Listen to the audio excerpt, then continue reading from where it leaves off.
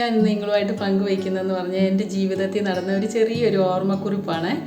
അതെന്ന് പറയുന്നത് നമ്മുടെ സ്കൂൾ വിദ്യാഭ്യാസം എന്നൊക്കെ പറയുന്ന 12 വർഷം, 1ാം ക്ലാസ് തൊട്ട് 12ാം ക്ലാസ് വരെ, അല്ലെങ്കിൽ പണ്ടത്തെ പ്രീ ഡിഗ്രി, ഇപ്പോഴത്തെ +2 അതുവരെയാണ് നമ്മുടെ സ്കൂൾ വിദ്യാഭ്യാസം എന്ന് പറയുന്നത്. നമ്മുടെ സ്കൂൾ വിദ്യാഭ്യാസമൊക്കെ കഴിയുന്ന സമയമാകുമ്പോഴത്തേനും ശരിക്കും നമ്മളൊരു കരിയർ ഓറിയൻറ്റഡ് ആയിട്ടുള്ള ഒരു കോഴ്സ് തിരഞ്ഞെടുക്കണം. പ്രീ ഡിഗ്രി അല്ലെങ്കിൽ +2ൻ്റെ പരീക്ഷയൊക്കെ കഴിഞ്ഞ സമയത്ത് യാതൊരു ഐഡിയ ഇല്ല. പലരും പല കോഴ്സിൻ്റെയൊക്കെ പേര് പറയും, പക്ഷേ എനിക്ക് യാതൊരു ഐഡിയ ഇല്ല ഇങ്ങനെ എന്തിന് പോകണം എന്നുള്ളത്, എന്നുള്ള കോഴ്സ് പഠിക്കണമെന്ന് എനിക്ക് യാതൊരു ഐഡിയ ഇല്ല.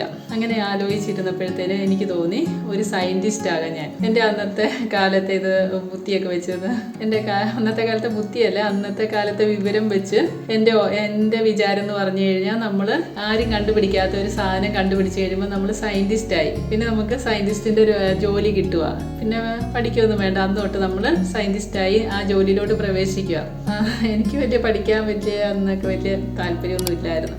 അങ്ങനെ സയൻറ്റിസ്റ്റ് ആകണം. അന്നേരത്തേനും ഞാൻ ആരും കണ്ടുപിടിക്കാത്തൊരു സാധനം കണ്ടുപിടിക്കണ്ടേ, അതിനുവേണ്ടി ഇങ്ങനെ ആലോചിച്ച് നോക്കിക്കൊണ്ടിരുന്നപ്പോൾ എനിക്ക് കണ്ടുപിടിക്കാൻ ഒരു സാധനവും ഇല്ല. ഈ ലോകത്ത് ഉള്ള എല്ലാ സാധനങ്ങളും ഓരോരുത്തർ കണ്ടുപിടിച്ച് ഇങ്ങനെ വെച്ചിരിക്കുക, എനിക്ക് കണ്ടുപിടിക്കാനായിട്ടൊന്നുമില്ല. അങ്ങനെ ഞാൻ വിഷമിച്ചുകൊണ്ടിരിക്കുമ്പോഴത്തേനും പത്രത്തിൽ അന്ന് ആ സമയത്ത് HIV ബാധിതരുടെ എണ്ണം ഇന്ത്യയിൽ കൂടുന്നു, അവരുടെ പുനരധിവാസം, പിന്നെ അവരെ സമൂഹത്തിൽ നിന്ന് ഒറ്റപ്പെടുത്തി നിർത്തുന്നു, അങ്ങനെയൊക്കെ കുറേ അവരെക്കുറിച്ചുള്ള കുറേ ആർട്ടിക്കിൾ വരാൻ തുടങ്ങി. അന്നേരം എനിക്ക് മനസ്സിലായി ആ രോഗത്തിന് മരുന്ന് ഇതുവരെ കണ്ടുപിടിച്ചിട്ടില്ല. അന്നേരം എനിക്ക് പറഞ്ഞറിയിക്കാൻ പറ്റാത്ത പോലെ സന്തോഷമായി. കാരണം അതിന് മരുന്ന് കണ്ടുപിടിച്ചിട്ടില്ലല്ലോ. ആ മരുന്ന് ഞാൻ കണ്ടുപിടിച്ച് കഴിഞ്ഞാൽ ഞാൻ സയൻറ്റിസ്റ്റ് ആകും. പക്ഷേ എനിക്ക് ആ കൂടി അറിയാവുന്ന മരുന്ന് എന്നൊക്കെ പറയുന്നത് നമ്മുടെ പറമ്പിലൊക്കെ കാണത്തില്ല, ഇങ്ങനെ തുമ്പ, തുളസി, കുറുന്തോട്ടി, പണ്ടുള്ളവരൊക്കെ പറയുന്ന ഇത് മരുന്നാ, പച്ചമരുന്നാന്നൊക്കെ പറയല്ലേ. സത്യം പറഞ്ഞാൽ പാവം തൊട്ടാവാടിച്ചെടി പോലും ആ ലിസ്റ്റിൻ്റെ അകത്ത് ഉണ്ടായിരുന്നു എന്നുള്ളതാണ്. പിന്നെ ഇനി മരുന്ന് ഉണ്ടാക്കണം, പക്ഷെ എനിക്ക് യാതൊരു ക്ലാരിറ്റി ഇല്ല. മരുന്ന് ഇടിച്ച് പിഴിഞ്ഞുണ്ടാക്കണോ അതോ വെയിലത്തൊക്കെ വെച്ച് ഉണക്കിയിട്ട് പൊടിച്ചെടുക്കണോ, അങ്ങനെയൊക്കെയുള്ള ഒരു ക്ലാരിറ്റി വരുന്നില്ല. പക്ഷെ മരുന്ന് ഉണ്ടാക്കുകയും വേണം. അങ്ങനെ അതിനെക്കുറിച്ചൊക്കെ ഓർത്ത് ചിന്തിച്ചുകൊണ്ടിരുന്നപ്പം ഒരു വൈകുന്നേരം എൻ്റെ കയ്യിൽ വന്നൊരു കൊതുക്.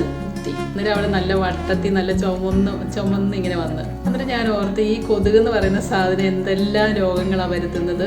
മന്ത് വരുത്തുന്നത്, മലേറിയ വരുത്തുന്നു, ഡെങ്കിപ്പനി വരുത്തുന്നു, പിന്നെ അങ്ങനെ കടമുണ ഒത്തിരി അസുഖങ്ങൾ ഇത് പരത്തുന്നുണ്ട്. പക്ഷെ ഇന്നുവരെ ഞാൻ പത്രത്തെ വായിച്ചിട്ടില്ലല്ലോ കൊതുക് കടിച്ചിട്ട് HIV പകർന്നെന്ന് ഞാൻ ഇതുവരെ വായിച്ചിട്ടില്ലല്ലോ. അപ്പം എനിക്ക് തോന്നി ഇതിൻ്റെ ഉമിനീരിൻ്റെ അകത്ത് ഈ വൈറസിനെ നിർവീര്യമാക്കുന്ന ഉണ്ടോയെന്നൊന്നും എനിക്കറിയത്തില്ല. പക്ഷെ എനിക്ക് ആ ടൈമിൽ അങ്ങനെ തോന്നി, എൻ്റെ ആ പൊട്ടംകുത്തിക്കകത്ത് അങ്ങനെ തോന്നി. ഇതിൻ്റെ അകത്ത് എന്തോ ഒരു സാധനമുണ്ട്, ഇതിൻ്റെ ഉമിനീർ ഗ്രന്ഥിക്കകത്ത് എന്തോ ഇതിനെ വൈറസിനെ നിർവീര്യമാക്കുന്ന എന്തോ ഉണ്ടെന്ന് എനിക്ക് അന്നേരം അങ്ങനെ തോന്നി. പിന്നെ അതിനെക്കുറിച്ചാണ് ചിന്ത. കൊതുകിൻ്റെ ഉമിനീരെടുത്ത് മൈക്രോസ്കോപ്പിൻ്റെ അകത്തോടെ നോക്കി അതിൻ്റെ ഘടകങ്ങൾ വേർതിരിച്ചെടുത്ത് അതുകൊണ്ടൊരു മരുന്നുണ്ടാക്കണം. ഞാൻ സയൻസ് ഗ്രൂപ്പായിരുന്നു. പക്ഷേ അതുകൊണ്ടൊക്കെ ആയിരിക്കും എനിക്ക് അന്ന് എനിക്ക് തോന്നിയത്. പിന്നെ അങ്ങനെ ഇതൊക്കെ ഓർത്തോണ്ടൊക്കെ ഇരുന്ന് ആ സമയമായപ്പോഴത്തേന് എൻ്റെ റിസൾട്ട് വന്നു. കുറ്റം പറയാൻ പറ്റത്തില്ല, 8 നില പൊട്ടി. അന്ന് ഞാൻ സയൻറ്റിസ്റ്റിൻ്റെ സ്പെല്ലിങ് മറന്നുപോയതാണ്. കഴിഞ്ഞ ദിവസം ഈ സംഭവം ഓർക്കുമ്പോൾ പിന്നെ അതിനെക്കുറിച്ച് ഓർക്കുന്നുണ്ട്. അതായത് കഴിഞ്ഞ ദിവസം ഞാൻ ഒത്തിരി ഇരുന്ന് ചിരിച്ച് പണ്ടത്തെ ആ പൊട്ടത്തരമൊക്കെ ഓർത്ത്. പക്ഷേ ഞാൻ കഴിഞ്ഞ ദിവസം ഇങ്ങനെ ഓർക്കുമായിരുന്നു, ഞാൻ ഉഴപ്പാതെ പഠിച്ചിരുന്നെങ്കിൽ, അല്ലെങ്കിൽ എന്നെ ആരെങ്കിലും അതിലോട്ടൊക്കെ ഗൈഡ് ചെയ്തിരുന്നെങ്കിൽ ഞാൻ സയൻറ്റിസ്റ്റ് ആകുമായിരുന്നു. പക്ഷെ എനിക്കറിയത്തില്ല. പക്ഷെ ഒരു കാര്യത്തിൽ എനിക്ക് സന്തോഷമുണ്ട്.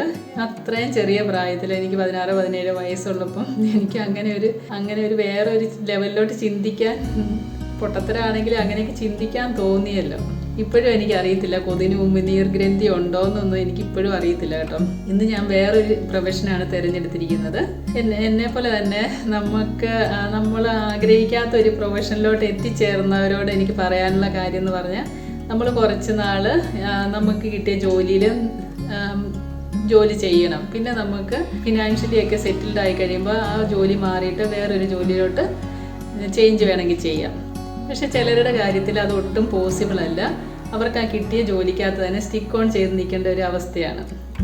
അങ്ങനെയുള്ളവരോട് എനിക്ക് പറയാനുള്ള കാര്യം എന്ന് പറഞ്ഞാൽ, നമ്മൾ ആ ജോലിനെ മനഃപൂർവ്വം ഇഷ്ടപ്പെടണം. ഇഷ്ടപ്പെട്ട് കഴിഞ്ഞിട്ട് നമുക്ക് ആ ജോലിക്കകത്ത് എന്തെല്ലാം നമ്മുടെ 100% ഫിസിക്കലി മെൻ്റലി നമ്മുടെ എനർജി അതിൻ്റെ അകത്ത് കൊടുക്കുക, ആ ജോലിക്കകത്ത് എന്തെങ്കിലുമൊക്കെ ആയിത്തീരുക. പിന്നെ ഒരിക്കലും ഒരു ജോലിയും ഇന്ന ജോലി ചെറുത് ഇന്ന ജോലി വലുതെന്നൊന്നും പറയാൻ നമുക്ക് ഒരിക്കലും പറ്റത്തില്ല. കാരണം വൈറ്റ് കോളർ ജോലി എന്ന് നമ്മൾ പറയുന്ന ആ ജോലി മാത്രം ഉണ്ടെങ്കിൽ ഈ ലോകം ഓടിപ്പോകത്തില്ല. നമുക്ക് ഡ്രൈവർമാർ വേണം, കെട്ടിടം പണിയുന്നവർ വേണം, വീട്ടുജോലിക്കാർ വേണം, നേഴ്സുമാർ വേണം, ഡോക്ടർമാർ വേണം, എഞ്ചിനീയർമാർ വേണം, CA വേണം. അങ്ങനെ എല്ലാ വിധത്തിലുള്ള ജോലിയോ ആൾക്കാരും ഉണ്ടെങ്കിൽ മാത്രമേ ഉള്ളൂ ഈ ലോകം മുന്നോട്ട് പോകത്തുള്ളൂ. അല്ലാതെ ഒരു കാറ്റഗറിയിലുള്ള ആൾക്കാർ മാത്രം ഈ ലോകത്തുണ്ടെങ്കിൽ ഈ ലോകം സ്തംഭിച്ചു പോകും.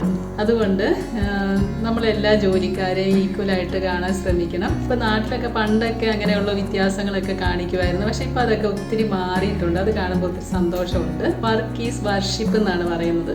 എന്ന് പറയുമ്പോൾ നമുക്ക് കിട്ടിയ ജോലിയുടെ അതിൻ്റെ മഹത്വം നമ്മളതൊരു ദൈവീകമായിട്ട് കാണുക. അതിൻ്റെ അകത്ത് അതുകൊണ്ട് നമുക്ക് മറ്റുള്ളവർക്ക് ഉപകാരങ്ങൾ ചെയ്യുക, അതൊക്കെയാണ് ചെയ്യേണ്ടത്. ഇതിൻ്റെ അകത്ത് ഈ വീഡിയോയ്ക്കകത്ത് വലിയ കണ്ടന്റ് ഒന്നുമില്ല. പക്ഷെ വർഷങ്ങൾക്ക് ശേഷം ഞാൻ ആ സംഭവമൊക്കെ ഓർത്തപ്പം കുറേ ചിരിച്ച് പിന്നെ നിങ്ങളുമായിട്ട് ഷെയർ ചെയ്തതേ ഉള്ളൂ. ഇനി മറ്റൊരു വീഡിയോ ആയിട്ട് വരുന്നവരെ എല്ലാവരും സന്തോഷത്തോടെ ഇരിക്കുക, സമാധാനത്തോടെ ഇരിക്കുക. Stay blessed. Thank you for watching.